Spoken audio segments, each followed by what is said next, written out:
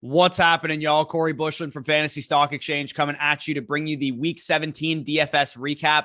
As I do every Monday, I go over the DraftKings Millionaire Maker winning contest and their lineup, their construction, how they built their lineup, and same thing for the FanDuel Sunday Million contest, as well as recap my own lineups. Definitely got a couple big hits this week, a couple things that I definitely overlooked this week. So let's get into it. Without further ado, we have Awesemo. Alex Baker, founder of Awesemo DFS himself, actually took down the DraftKings Millionaire Maker winning contest this week. He pretty much max enters this contest every single week. So good on him for finally taking this down. I don't think he had ever won a Millionaire Maker before, despite being the number one, DFS player in the world. So Awesemo takes it down with a, Seahawks onslaught. Russell Wilson, DK Metcalf, Tyler Lockett, and Rashad Penny. So he completely onslaughts the Seahawks offense and ran it back on the other side of things with Amon-Ra St. Brown, and it definitely worked out for him. Obviously, the Seahawks putting up 51 points led to him taking down the Millie Maker, Montgomery, and Jarrett Patterson as one-offs at running back. He gets one, highly owned running back in David Montgomery,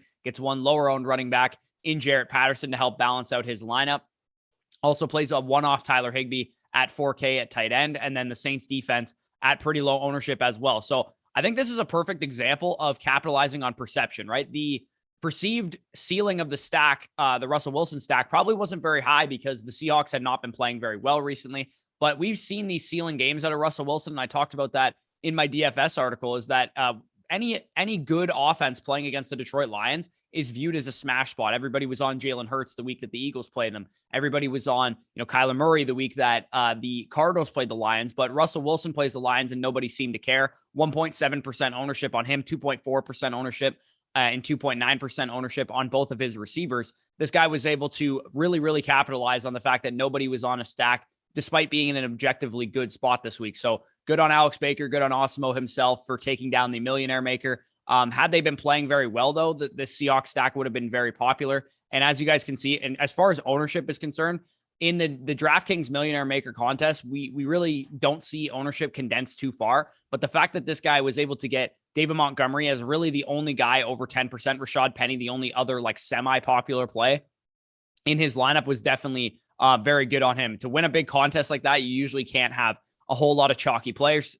So good on Awesemo for winning that one. Now let's move over to my best lineup of the day. Unfortunately, this was my best lineup of the day. It wasn't the greatest, but Tom Brady to Gronkowski, Antonio Brown, and Braxton Berrios. I did a 3-by-1 there. Obviously, Antonio Brown wasn't a big contributor to this lineup, being that he left the game early, but I was able to differentiate this ownership nicely. I think this is always a good strategy. If you have chalky plays like Antonio Brown and Braxton Berrios, a lot of people were probably going to mini stack those two guys. But by going for the full buck stack with Tom Brady and with Rob Gronkowski, I was able to kind of differentiate mine from the field so that if Antonio Brown and Braxton Berrios hit, one side of that thing definitely did hit, then I might be, more beneficial to have Tom Brady and Gronkowski as well. So that's kind of what I did with that one. I played a 7% Amari Cooper as well. I actually really did like Amari Cooper this week. Dallas was implied for a lot of points. The Cardinals were down a lot of pieces in the secondary between CeeDee Lamb and Amari Cooper. I really did like the Cowboys passing game in this one. Definitely didn't work out, the way I wanted it to, with Amari Cooper only catching 3 catches for 18 yards. Did end up getting into the end zone for me, but not the greatest overall. I did actually end up playing double tight end here too. This week was really interesting because there wasn't a whole lot of cheap wide receivers. Braxton Berrios was pretty much the only guy that a lot of people were talking themselves into as a sub 4K or even 4K to 4,500 receiver, because nobody really liked any of the value this week. So the fact that Braxton Berrios was as 20% owned actually shocks me. He wasn't even a little bit more than that. So I ended up playing Hunter Henry in my flex spot at 4,200 because to me, he was just projecting so much better than all of the receivers in that range. And Hunter Henry in a 50-point game for the New England Patriots somehow didn't work. Even though they scored all those points, just happened completely on the ground for the New England Patriots. And then David Montgomery and Darrell Williams, pretty good calls for me on there. So up and down, a little hit or miss in this lineup. If I had played, Mike Evans instead of Antonio Brown, and I had played a different receiver instead of Amari Cooper, and then obviously played a better defense than the Cowboys, I probably could have done a lot better in this lineup, but, still pretty solid nonetheless. Moving on to my other lineup on DraftKings. This one didn't work out quite as good. I didn't even min cash on this lineup, but again, following a similar theme as this entire week, I just couldn't pick any wide receivers this week.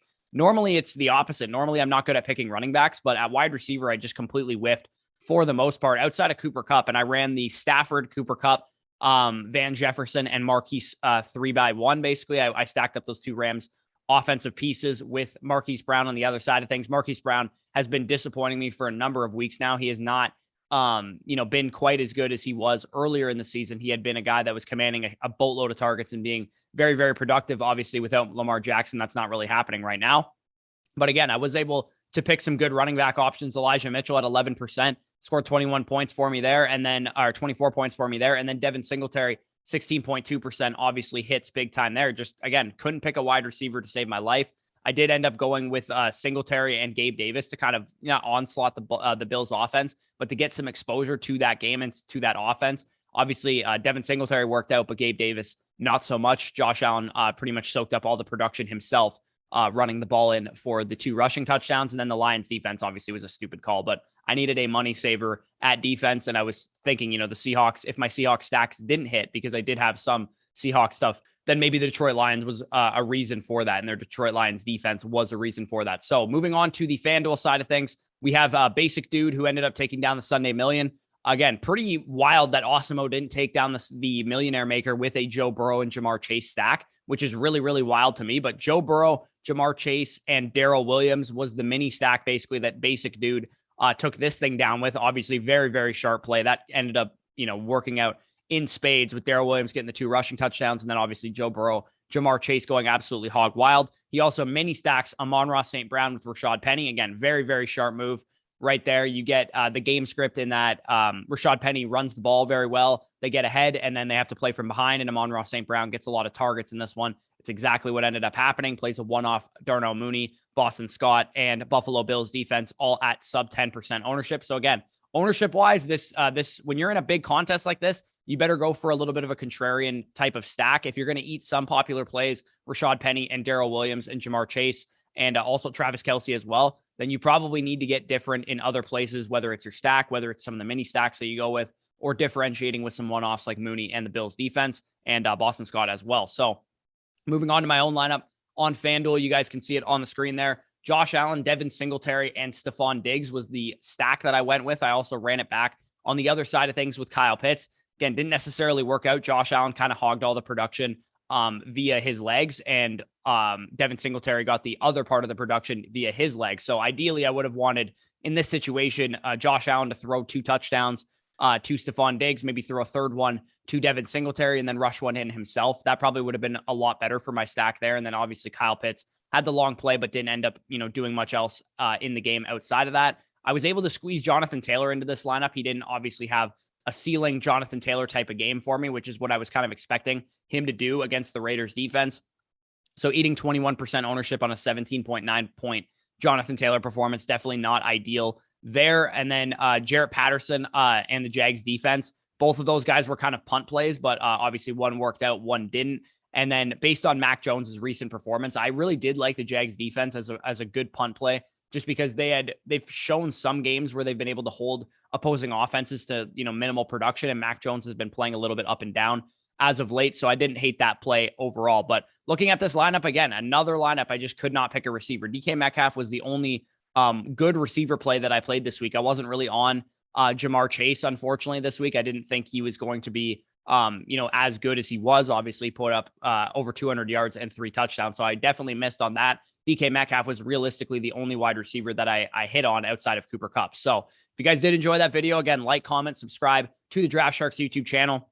Stay tuned for the website. You guys can check out some showdown tips for tonight's game. And then obviously week 18, there is no more season long, no more dynasty fantasy football for most people. So make sure to tune into next week's tournament plays. If you guys, maybe you haven't played DFS all year, you're going to start playing some DFS this week after your season long and dynasty leagues are over. Make sure to check out my articles, GPP picks for FanDuel and for DraftKings. We will also have you covered for cash games as well. Peace out, guys. I'll talk to you soon.